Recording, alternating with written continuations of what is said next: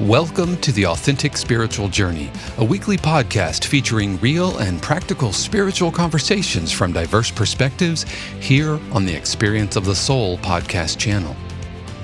Today, episode 195, Your Life Plan. And now your host, Reverend Cynthia Alice Anderson. Good morning and welcome to the Authentic Spiritual Journey. My name is Cynthia Alice Anderson. I'm the host, and I'm here today in 818 Studios with my producer. Good morning, everybody. This is Dave Croft. Thank you so much for joining us for episode 195 of the Authentic Spiritual Journey. As always, I welcome you to a brand new week. I hope you had an amazing weekend and are ready for whatever the universe has in store for you. Yes, happy Monday, dear friends. Even if you're not listening on Monday, we always do the Monday thing. We love having you with us and along the journey, and I love hearing that some of you listen in your drive time, some while you're doing stuff around the house. We love to be a part of your day in whatever way you invite us in, and I think because of the conversational style, it is pretty easy to listen as you're doing something. My only thought on that is if something really is interesting to you, take it in on a deeper level, listen again.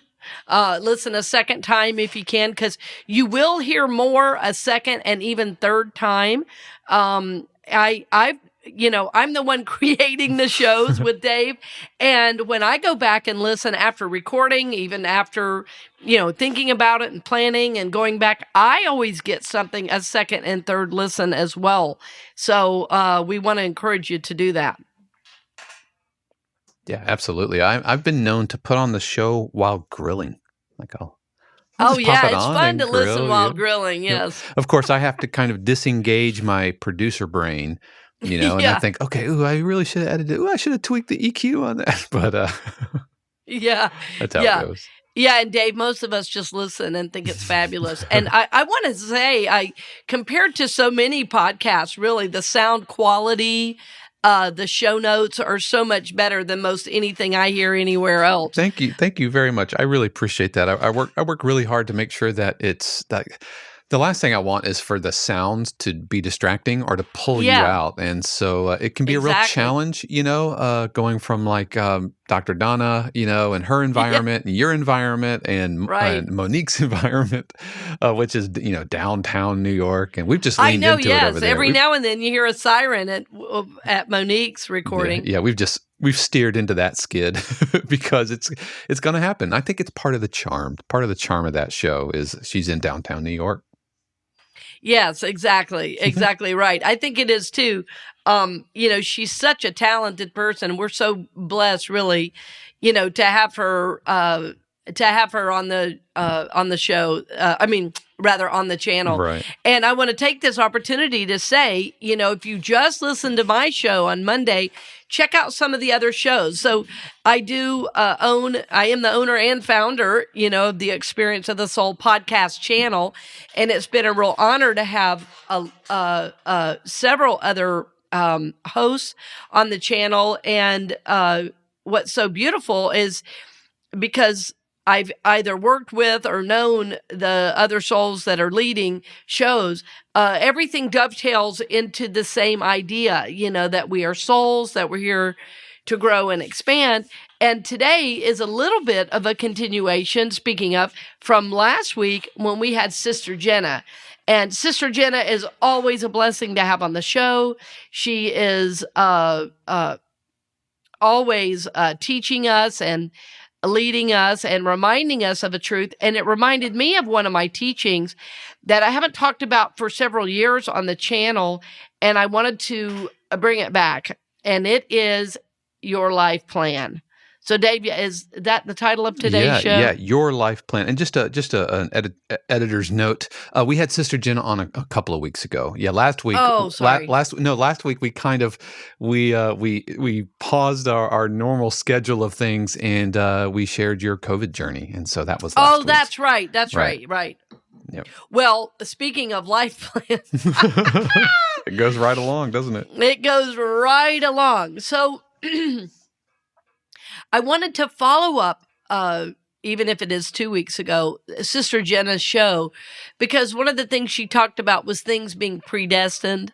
And I know if you grew up in some churches that there was a teaching called predestination that basically meant some were in, some were out of God's kingdom, and there was not a thing you could do about it, which sounds awful pejorative. I'm not sure that's any God I would want to know.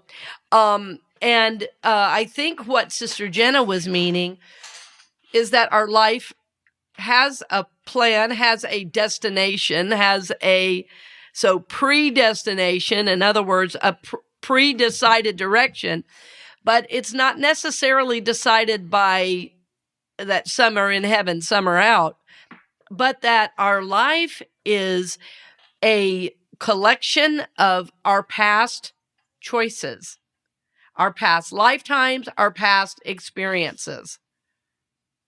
You've heard me say, life does not happen to us, but through us, meaning that there are things we can change. There are things that we can, choose new, choose again. But in fact, our past choices are what are deciding this very moment. The experiences we call into our lives. I was laughing when Dave said, "Oh, remember there was that show on COVID?" It was like, yeah, I'd forgotten about that. I'm still healing from COVID, and talk about life plan. Well, I'm not sure consciously I would have said, "Oh, wonderful. Let's bring in this experience of COVID. Let's be down for 10 or 11 days, and let's go through boxes of Kleenex and have a fever for 3 days." And, from the human standpoint, we go, gosh, this is not fun. But now, from the soul standpoint, is there a reason to have gone through it? Yes. Yes, everything an opportunity for growth. And so the idea with your life plan is that you have within you this spiritual DNA. And that DNA guides, directs, decides your choices, your next steps. You are a combination of all of your desires and all of your past choices, which in the East, of course, is called karma. Another word for it is the law of cause and effect. Some call it the law of circulation. Sowing and reaping. So reaping, that's what I was getting there. Yes. From our own scriptures, right? You reap what you sow, which means, hey, if you plant squash seeds, you're going to get squash. You're not going to get watermelon. You're going to get squash. Don't be disappointed when you don't get watermelon. Don't be disappointed if you plant a squash seed, and a squash comes up, you're going to say, why did that come up? Yeah. Well, this is what we do with our lives. We make certain choices. We make, we make decisions, and all of life is choice.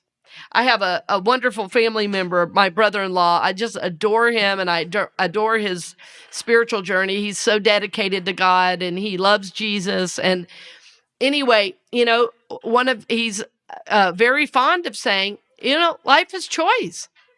Life is choice. If you don't like what's happening, make a new choice. But remember, your choice has got you to this moment. There's nobody to blame. And Sister Jenna mentioned that as well. And we often come back to, I am 100% responsible for my life and journey. So what do we want life to be like? What do we want life to be about? Well, some of the things in life are preordained in that there are certain experiences your soul has agreed to have this lifetime. So your soul has agreed to have certain experiences. So it's not predestined, meaning you're a victim. It's predestined in that you were the decider. It was your desire, your choices, your life previous to this incarnation. So am I speaking about reincarnation? Yes, I am. I don't believe we're here just one time. And by the way, there's a lot of scriptural evidence. I mean, they thought Jesus was Elijah. Are you Elijah? It's like, okay, what were they talking about? Obviously, they knew he wasn't Elijah. They were talking about his spirit. In other words, who is this prophet? Who is this teacher?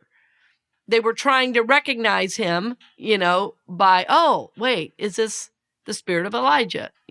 That would have been a very common teaching in the time and in the area that Jesus grew up. So to a Western mind and those who've grown up Christian, the idea of reincarnation seems like, ooh, but it's a very common teaching worldwide. It's in virtually every world religion I know of. It's one of the reasons we're taught to be kind to our neighbors and our family members. Whatever you can't work out, you come back next lifetime and you get to work it out eventually. Yeah, so. I'm thinking back to like Sunday school, and it just kind of gets glossed over. Yeah.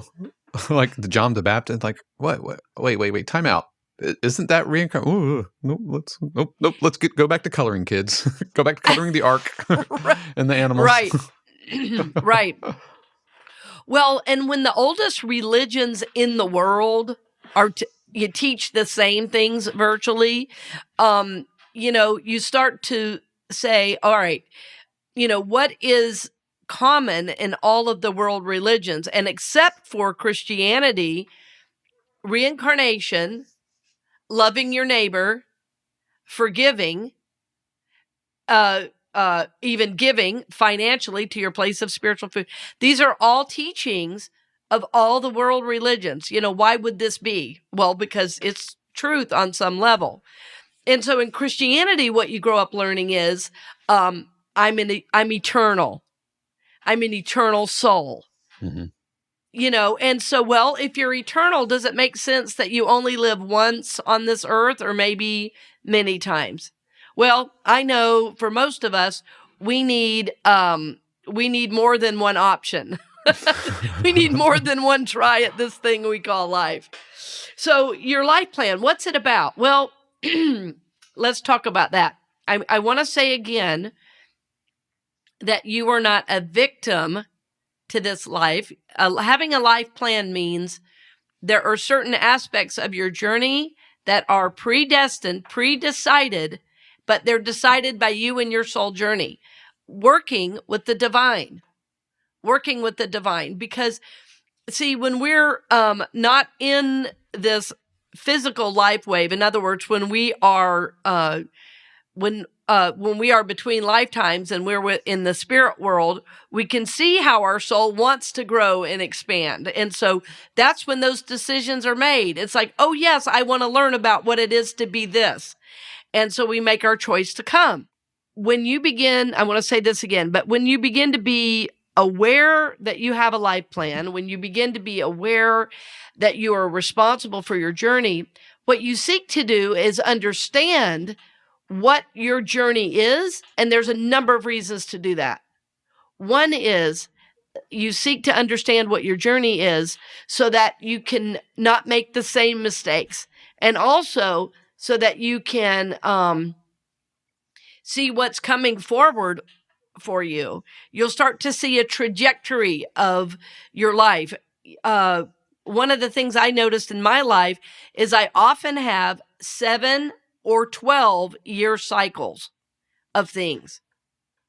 7 or 12-year cycles of things. So depending on where I am on my journey, now that I've done some work on my life plan, I can really begin to predict what is going to happen next. Now, this is not a perfect science, but when you have some preparation, it helps both the mind and the soul of you to prepare and move into next steps with a little more ease and a little more grace, on the journey. So I hope this is making sense, what I'm saying to you. Yep. That there is a life plan. There are aspects of your journey that are predestined. And there is, in fact, within you, this spiritual DNA that is guiding your journey. It is what you seek to know. It's what you seek to experience. And that brings a variety of experiences into your life and into your world.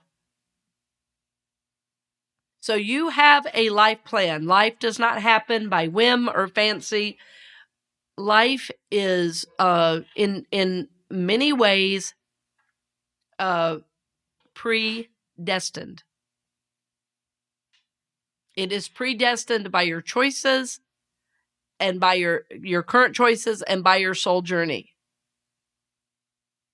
I had a friend who is Buddhist, and excuse me, I had invited her to come talk. This is years ago at my ministry when I was at CCU, and she was Chinese, and she would say, well, in the Chinese culture, we love to go to fortune tellers. We love to know what's next. She said, but I can tell you, you don't need a fortune teller to know what's next.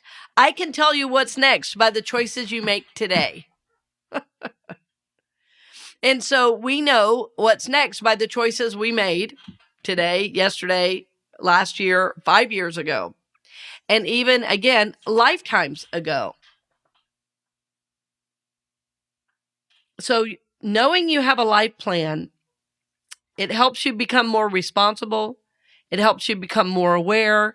And it also helps with how you view what comes into your life next. But friends, I want to remind you, you are not a victim to life. You call experiences into your life to grow, to prosper, to evolve. You call experiences into your life because your soul would rather grow than die. So there is no one to blame. A life happens based on your former choices, and again, what the East calls karma. It can sound, It can sound pejorative to say, oh, well, this happens because of karma. But it isn't, because if you don't like what's happening, good news is you can change what happens next. But your choices you've already had, you're now experiencing the consequences. So give that some thought.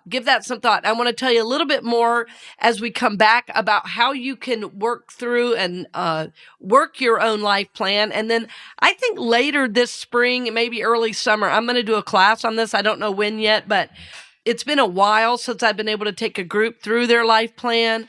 And I think it would be really, really helpful to you, especially with everything that's been going on in our world. It's like doing your life plan is a reset. So we'll be back right after these brief messages with your life plan. And welcome back. I forget how excited I get to talk about your life plan. It's just, friends, when I first heard some of these teachings about your life plan, it was like such a time of spiritual awakening. It was like, oh my goodness, you mean my whole journey makes sense? In other words, life, I'm not just a victim to life. You mean I helped decide some of this? So, it helped me really have context for the things that happen. So how do you do it? Well, first, let me say, I hope you'll take the time not only to listen and to go, oh, that's good for you, but to do this on your own. Because until you do this work, all you're doing is being entertained. And I like to entertain. I like to tell stories. But I want you to be able to experience what I have experienced in terms of knowledge, in terms of awareness, in terms of support for my journey. And really, this work with the life plan has been tremendous in moving my journey forward. So to do the work of your life plan, you're going to probably need a big piece of paper and some pens and maybe a highlighter or two, because what you do in your life plan is you're charting your life. Basically, you're charting your soul course. But most of us don't think of our lives in terms of soul. So there's several steps to it. The first step is making a chronological line on a piece of paper of the years you've been on planet Earth this lifetime. So you chart, 0, a birth, 5 years, 10 years, 20 years, 30 years. And I had a dear friend who was 80 who was doing this, and she goes, I don't think I have quite enough paper. to chart all 80 years. But I said, well, remember, you're not charting every experience. She said, well, what am I charting? And I said, well, what you're charting is in the 80 years, I said, just make a few tick marks, to make your long line of life. And then you're going to write down significant experiences. And she was like, wait a minute. And I said, positive and negative. And so, for instance, for some people, learning to drive was a major childhood experience. Having a family member die, like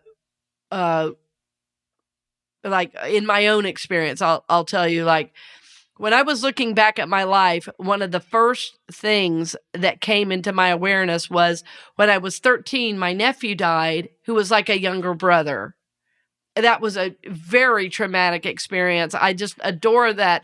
I adored that boy so much. And it was one of the most traumatic things of childhood to lose him. I mean, we even shared a room, for a time. So when I was thinking back about my experiences, I didn't know consciously why, but that came into my mind. What I survived in terms of abuse came into my mind. But then going and doing mission work in Brazil came into my mind, which was a couple of years after my nephew's passing. So I just would chart different things, along the chronological line. My dad's passing early in college. Getting into college was a major life experience. And what I noticed, I charted more negative than positive because those were the experience, the experiences that really stood out in my mind. Like, wow, these were so significant. Well, so as you're charting, the first thing is the chronological line. The second thing is memorable experiences. Memorable experiences. The birth of a son or daughter, a marriage, difficult experiences, right? Those go on the line. And, those don't happen every year. So that's how I don't want you to get overwhelmed because, in the first 15 years of life, there were only 2 major experiences, and so I don't want you to be overwhelmed at the thought of this. It's really not that difficult. But what I noticed as I did the first chronological work is that then on top of that, I did another line about my spiritual journey. And I could see how right after a traumatic experience, within a year, there was a major spiritual growth or like a digging into my spiritual life. And I was astounded that 2 years after my nephew's passing, I went to Brazil to do missionary work with a teen group. And I think before that, I never would have thought to do that. But when my nephew was going through his cancer treatments, he had celiac disease and then got cancer. Celiac often leads to stomach cancer. And so that's what he died from. And the doctors felt he got it because his dad was in Vietnam and was poisoned by Agent Orange. So it often, revisits illness onto the children of people. So it was very traumatic. He was the first grandchild born. And as he started to get sick, I would go with him to doctor's appointments. And I was doing prayers over him. And this is when, what was the TV preacher's name who would, you could call and they would send you oil, Oral Roberts. And so I watched him on TV and he talked about healing. So I called and got oil and I anointed my nephew as he slept with oil. And I would, say prayers over him. And it was, a really traumatic experience to watch somebody you loved at that age, because he was only 8 years old, when he passed, almost 9. And it was So it did something to me that changed me forever. It really caused me to go to God because nothing on the human level was working. Now, when he passed, so it was about 2 or 3 years of me, doing that kind of faith work. When he passed away, I got mad at God. But even that, hear me, friends, even that was an important part of my journey. Because what I realized I had really prayed for my nephew was a healing. And he got it. It just wasn't what I wanted. I wanted a cure. But as I developed in my spirituality, what I saw is that I cannot control another's journey. But, right? I couldn't control his cancer journey. I couldn't control that his dad had been in Vietnam and gotten Agent Orange. I couldn't control any of that. But what I could do is I could pray, and I could support, and I could love. So see, what at the time was an extremely difficult, and even now I tear up just thinking about it. It's been how many years? Over 40 years, that since he passed, and I still feel connected to him. But that experience informed the rest of my life. That experience informed my going to Brazil. I learned to play guitar to go to Brazil. I learned to speak Portuguese. I still play guitar today. I still know some Portuguese and have friends from Brazil.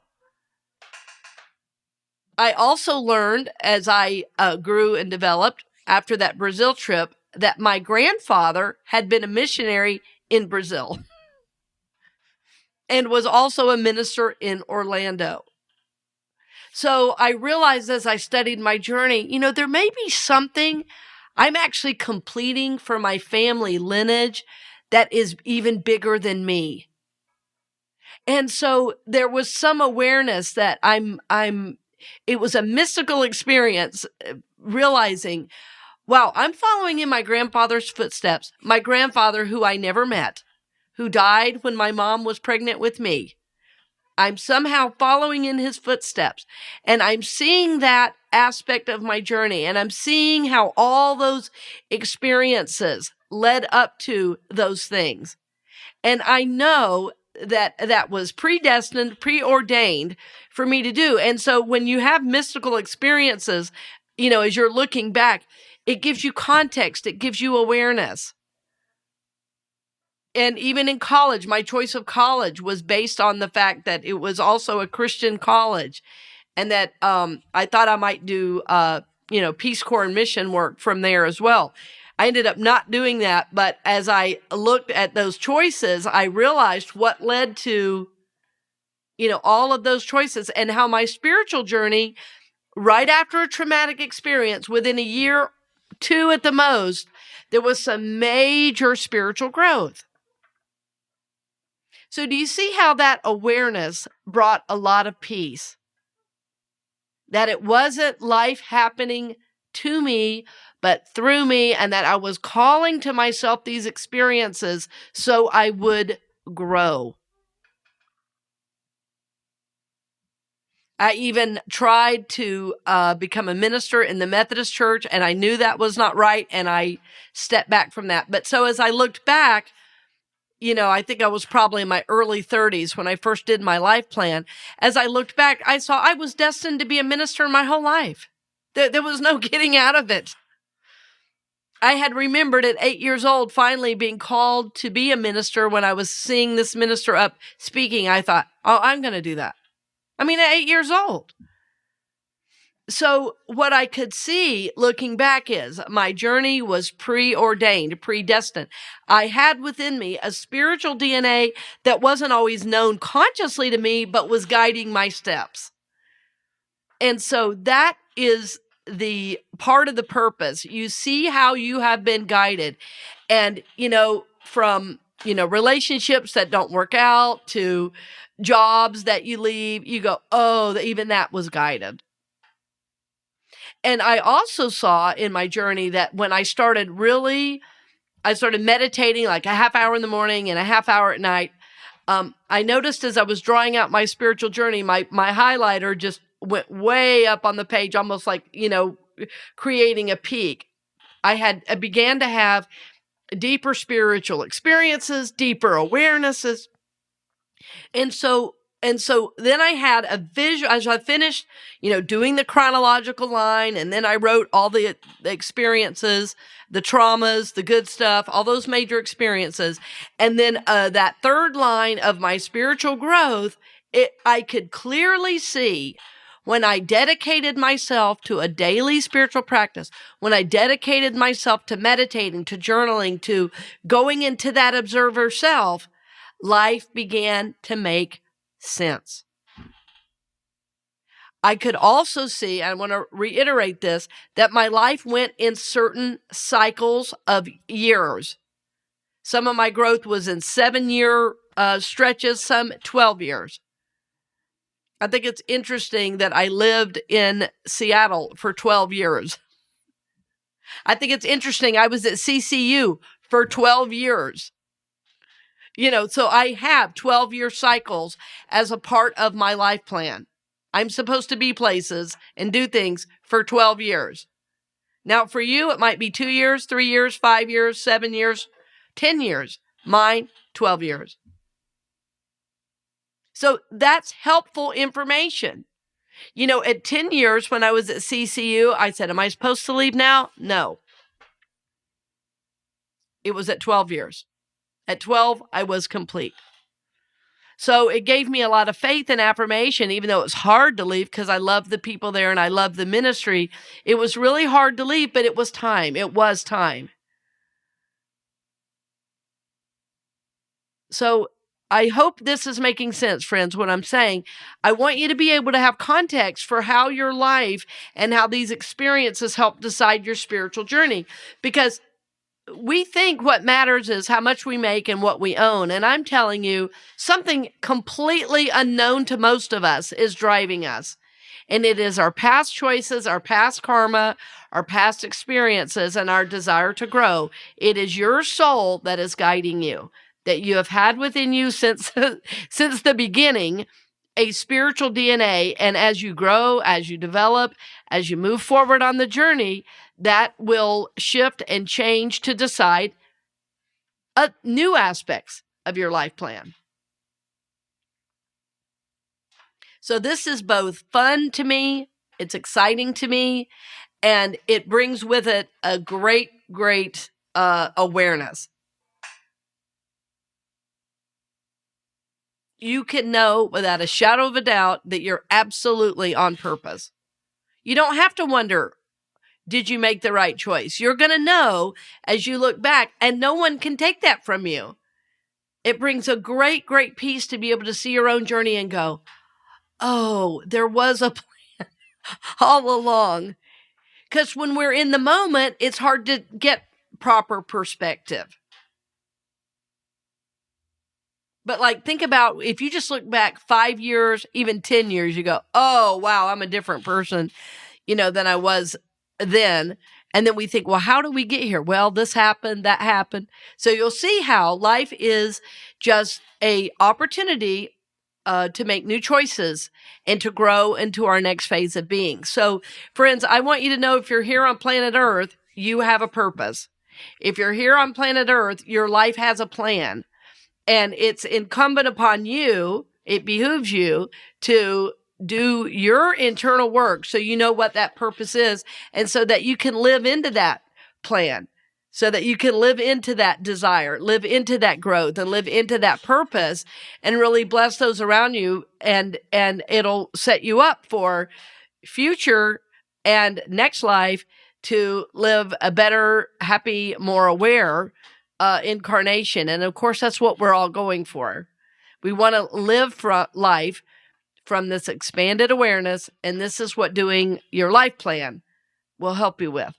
So I hope you'll take the time to do it. If all you do is think about it, that's good. But even better is if you get down and dirty with it, get out your pens, get out your ruler, get out your markers, write that line down, write those experiences, and then see how your spiritual growth has been catapulted through these various experiences, and how it is your spiritual DNA that has guided you forward the whole time.